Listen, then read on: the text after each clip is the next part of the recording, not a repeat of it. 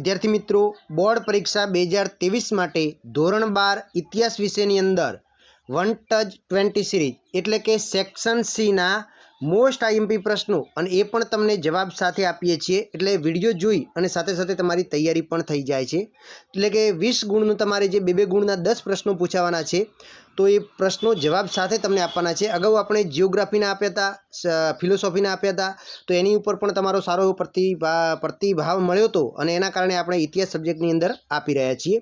हवे इतिहास विषयनी अंदर कया चेप्टरमांथी तमारे 2 गुणना प्रश्नों पूछाय छे एटले के सेक्शन सी मां कया चेप्टरमांथी आवशे तो चेप्टर 4, 5, 7, 8, 9, 11, 14, 15, 16 અને 17 આટલા ચેપ્ટરમાંથી તમારે 2-2 ગુણના પ્રશ્નો પૂછાય છે તો આ ચેપ્ટરને તમારે પ્રાયોરિટી આપવી પડે કારણ કે 2 ગુણના પ્રશ્નો તૈયાર કરવા હોય તો ઇતિહાસ વિષયની અંદર જે અહીંયા તમને સ્ક્રીન ઉપર દેખાય છે એ બધા જ ચેપ્ટરમાંથી તમારે પ્રશ્નો તૈયાર કરવા પડે।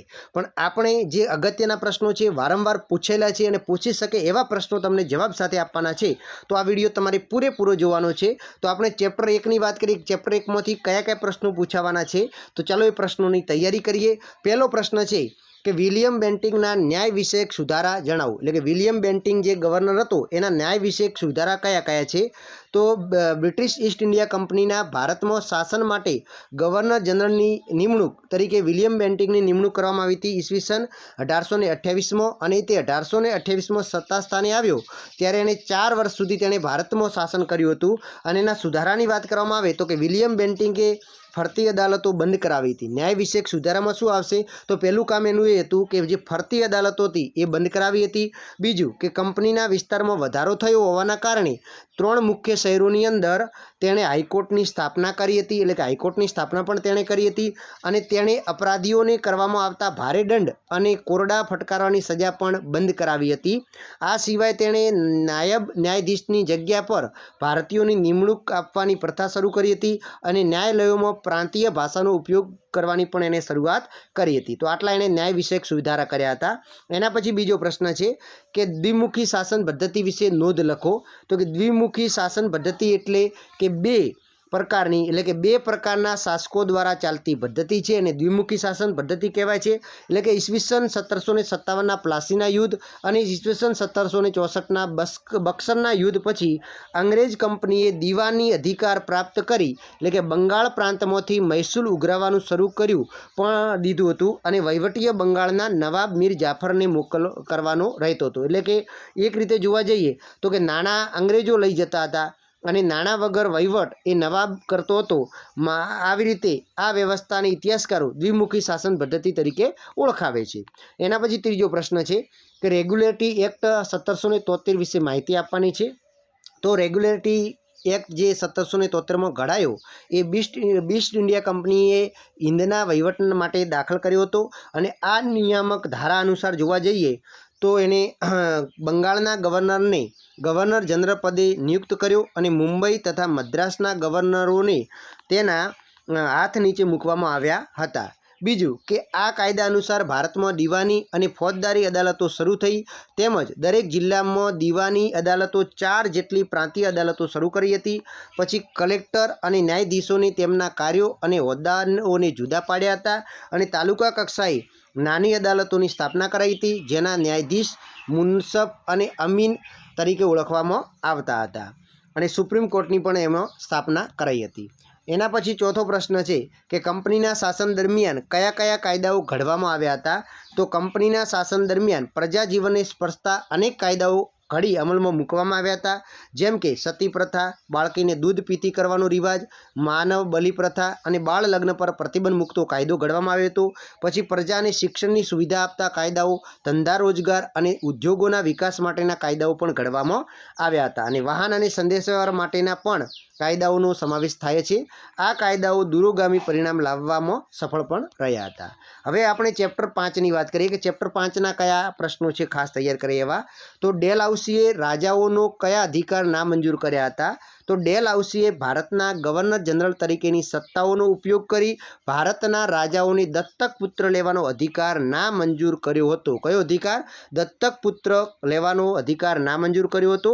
એના પછી બીજો પ્રશ્ન છે કે 1857ના મહાસંગ્રામનો પ્રથમ શહીદ કોણ બન્યો હતો તો 1857ના મહાસંગ્રામનો પ્રથમ શહીદ એ 34મી પલટનનો સિપાઈ એટલે કે બંગાળની બરાકપુરની છાવણીમાં મંગલ પાંડે બન્યો હતો.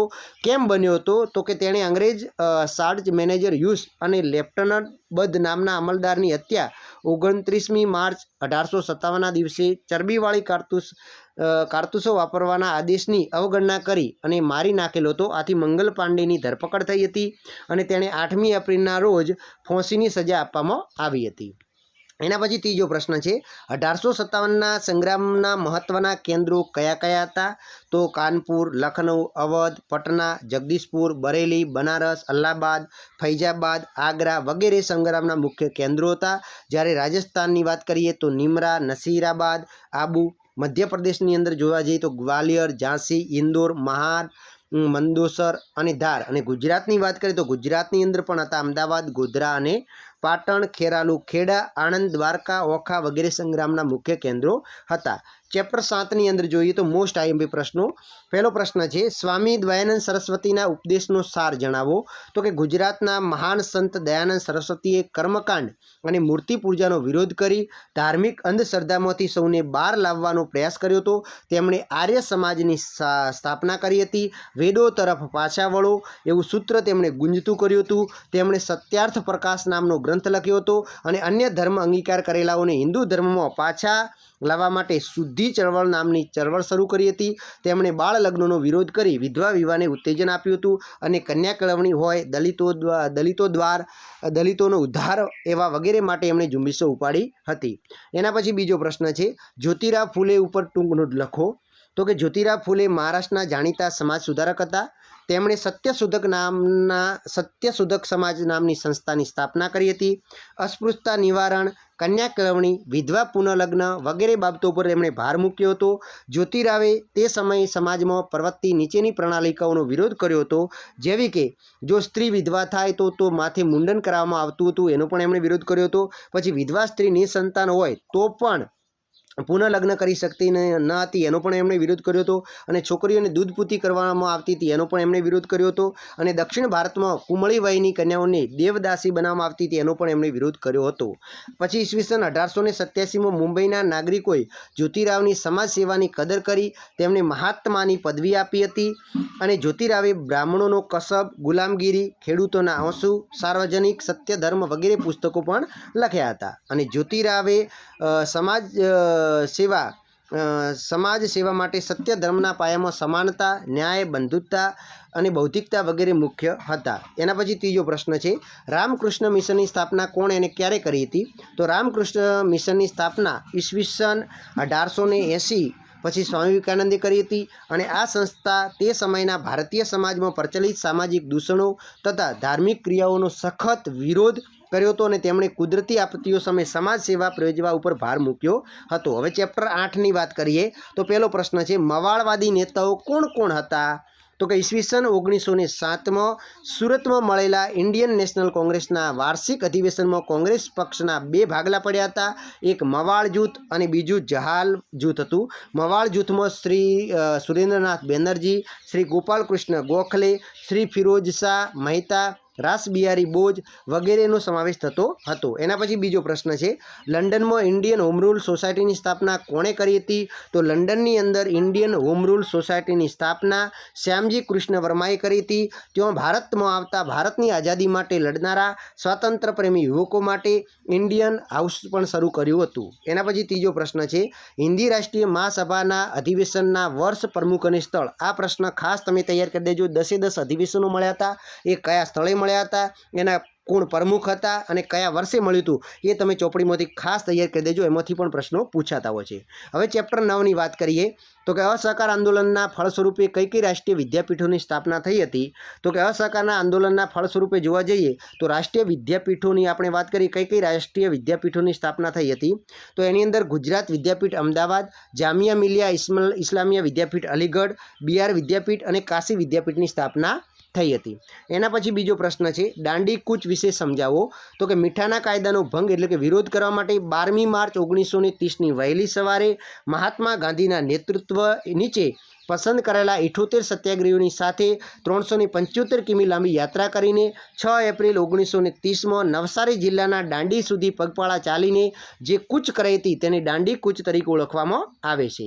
એના પછી ત્રીજો પ્રશ્ન છે, સાયમન કમિશનની નિયુક્તિ શા માટે કરવામાં આવી હતી? તો ઈસવીસન 1919ના મોન્ટેફર્ડ કાયદા માટે જોગવાઈ કરવામાં આવી હતી કે આ કાયદાનો અમલ કઈ રીતે થયો છે તથા તેમાં કોઈ સુધારાની આવશ્યકતા છે કે નહીં તેની તપાસ કરવા માટે 10 વર્ષ પછી એક મિશન નિમવામાં આવ્યું હતું. આથી સાયમન કમિશનની નિયુક્તિ કરવામાં આવી હતી. એના પછી ચોથું છે, ખિલાફત આંદોલન સમજાવો. તો કે પ્રથમ વિશ્વયુદ્ધમાં જર્મની સાથે જોડાયેલા તુર્કી પર ઇંગ્લેન્ડ તથા મિત્ર રાષ્ટ્રોએ અત્યંત કડક અને અન્યાયી શરતો નાખી હતી અને તુર્કીનો સુલતાનના ઇસ્લામ ધર્મનો જે ખલીફા એટલે કે ધાર્મિક વડાનો જે પદ હતો એ સુલતાનનું આ પદ રદ કરવામાં આવ્યું હતું. આથી ભારતમાં મુસલમાનો રોષમાં ફેલાયો હતો અને તુર્કીના સુલતાનોની ખિલાફત પાછી મેળવવા ભારતમાં જે આંદોલન થયું હતું તેને ખિલાફત આંદોલન કહેવામાં આવે છે.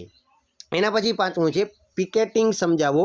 તો કે પિકેટિંગ એટલે અટકાવવું, એટલે કે અસહકારના આંદોલન દરમિયાન વિદેશી ચીજવસ્તુઓની દુકાનો તથા દારૂની દુકાનો પર જતા ગ્રાહકોને અટકાવવા માટે પિકેટિંગ કરવામાં આવ્યું હતું. એના પછી ચેપ્ટર 11 છે, એના મોસ્ટ આઈએમપી પ્રશ્નો જોઈએ તો પહેલો પ્રશ્ન છે, બોસ્ટન ટી પાર્ટીનો બનાવ સમજાવો. તો કે અમેરિકાના સંસ્થાનો ઉપર ઇંગ્લેન્ડનું શાસન હતું અને ઇંગ્લેન્ડની સરકારે સંસ્થાનું આર્થિક શોષણ કરવાના ઉદ્દેશ્યથી ચા સહિત કેટલીક ચીજવસ્તુઓ ઉપર જકાત વધારી અને ઇંગ્લેન્ડની સરકારે જે જકાત વધારો બનાવેલો તેમાં એક કલમ એવી હતી કે અમેરિકાથી જે માલની આયાત નિકાસ થાય તેના વાહનોને સૌ પ્રથમ ઇંગ્લેન્ડના બંદરોએ લઈ જવા પડતા અને ત્યાં જકાત ચૂકવવી પડે અને ત્યારબાદ જ અન્ય દેશોમાં કે અમેરિકામાં જઈ શકે.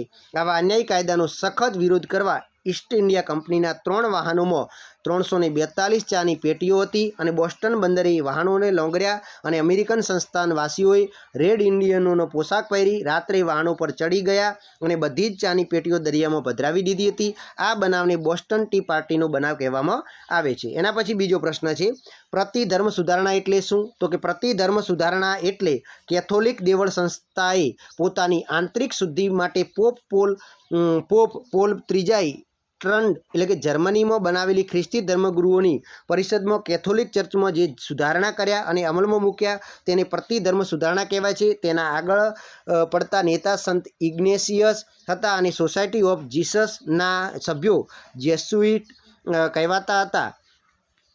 એના પછી ત્રીજો પ્રશ્ન છે, નવજાગૃતિ એટલે શું? તો નવજાગૃતિ એટલે કે રેનસો એટલે કે મધ્ય યુગની સંસ્થાઓ અને વિચારસરણીમાં આવેલું જબરદસ્ત પરિવર્તન જેણે રાજકીય, સામાજિક, આર્થિક અને ધાર્મિક પાસાઓ પર વ્યાપક અસર પાડેલી અને નવજાગૃતિ એટલે માનસિક ગુલામીમાંથી મુક્ત બનેલો યુરોપિયન સમાજ. એના પછી આપણે ચોથો પ્રશ્ન છે કે નિકોલસ કોપરનિકસે ટોલેમીની કઈ માન્યતાનું ખંડન કરેલું હતું? તો કે નિકોલસ કોપરનિકસે ટોલેમીની ગ્રહોના ભ્રમણમાં પૃથ્વીના કેન્દ્ર સ્થાને છે એ માન્યતા ખોટી પાડી હતી અને તેમાં સુધારો કરીને સૂર્ય કેન્દ્ર સ્થાને છે તેવું સાબિત કર્યું હતું. એના પછી પાંચમો પ્રશ્ન છે, નૌકાયાન શાસ્ત્રની શાળા કોણે અને ક્યારે સ્થાપી હતી? તો નૌકાયાન શાસ્ત્રની શાળા પોર્ટુગલના પ્રિન્સ હેનરીએ નૌકાયાન શાસ્ત્રની શાળાની સ્થાપના કરી હતી. તે હેનરી ધી નેવિગેટર તરીકે પ્રસિદ્ધ બનેલો અને આ શાળા સ્થાપવા પાછળનો તેનો ઉદ્દેશ્ય યુરોપના સાહસિક નાવિકોને દુનિયાના નવા પ્રદેશો શોધવા માટે પ્રોત્સાહિત કરવાનો હતો. એના પછી છે ધર્મ સુધારણા એટલે શું?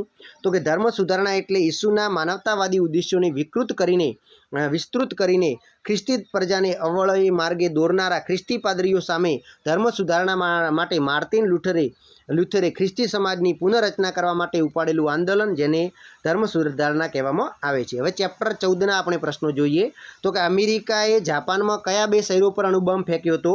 તો અમેરિકાએ જાપાનના હિરોશિમા ઉપર 6મી ઓગસ્ટે અને 3 દિવસો બાદ એટલે કે 9મી ઓગસ્ટે 1945ના નાગાસાકી શહેર ઉપર અણુબોમ્બ ફેંક્યો હતો.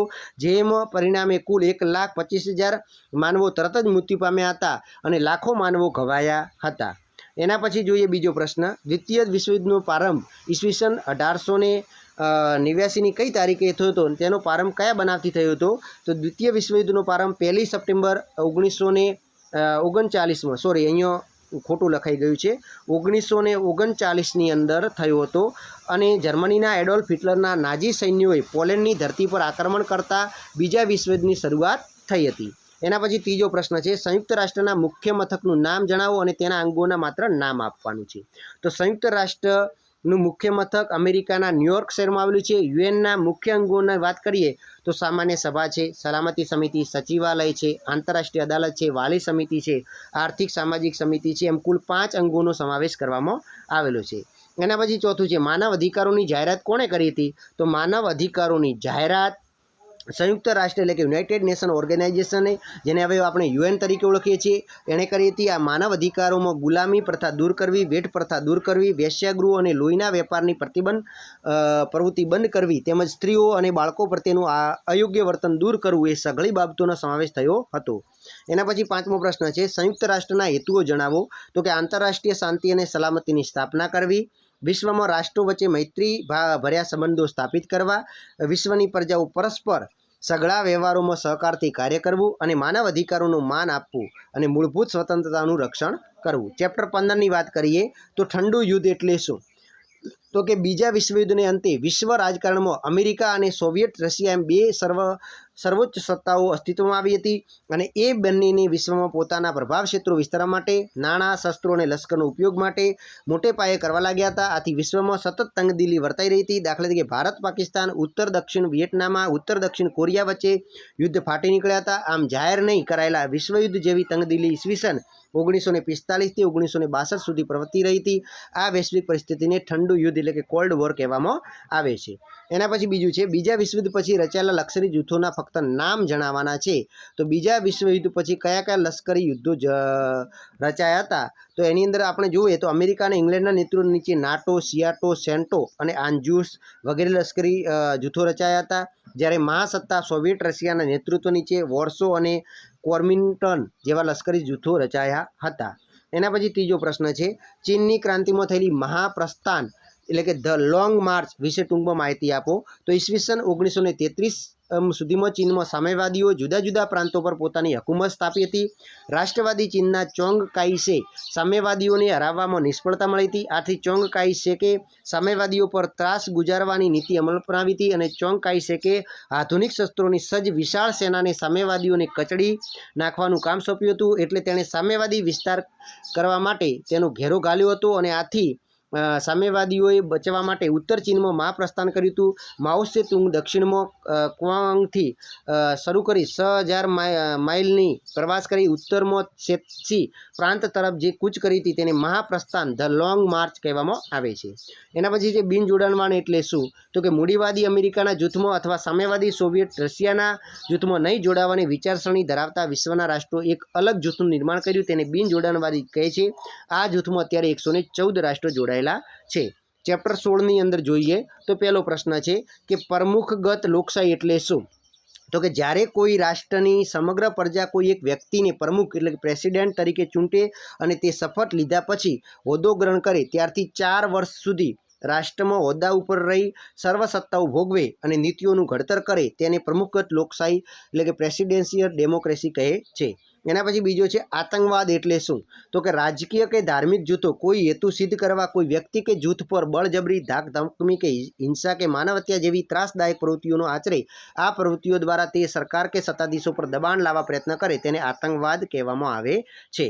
એના પછી ચેપ્ટર 17ના જોઈએ તો પહેલો પ્રશ્ન છે ડીએનએ ઉપર સંશોધન કરનાર કોણ ભારતીય વૈજ્ઞાનિક હતા?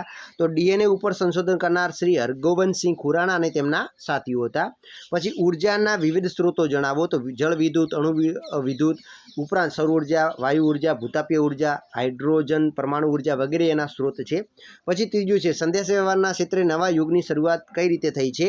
તો ઈસવીસન 1926માં ઇંગ્લેન્ડના જ્હોન લોગી બિયર્ડ નામના વૈજ્ઞાનિકે ટેલિવિઝનની શોધ કરી હતી. સમાચારપત્રના માધ્યમ ક્ષેત્રે રેડિયો અને ટેલિવિઝનની શોધ વધુ અસરકારક રહ્યા. ઈસવીસન 1962માં કૃત્રિમ ઉપગ્રહ દ્વારા સમાચાર અને અન્ય કાર્યક્રમો માટે ટેલિવિઝન પર સીધો પ્રસારણની વ્યવસ્થા થતા સંદેશાવ્યવહાર ક્ષેત્રે નવા યુગની શરૂઆત થઈ છે. એના સિવાય આના 2 પ્રશ્નો ખાસ તૈયાર કરજો. એક છે 20મી સદીને વિદ્વાનો વિજ્ઞાન અને ટેકનોલોજીનો યુગ સાથી કહે છે અને બીજો છે શોધ અને તેના શોધકર્તાઓ અને એનો વર્ષ પણ ખાસ તમે તૈયાર કરજો જે 20મી સદીમાં શોધો થઈ છે એનો. તો આઈ હોપ કે આ વિડીયો તમને પસંદ આવ્યો છે. ફરી મળીશું સેક્શન એ અને સેક્શન બી સાથે.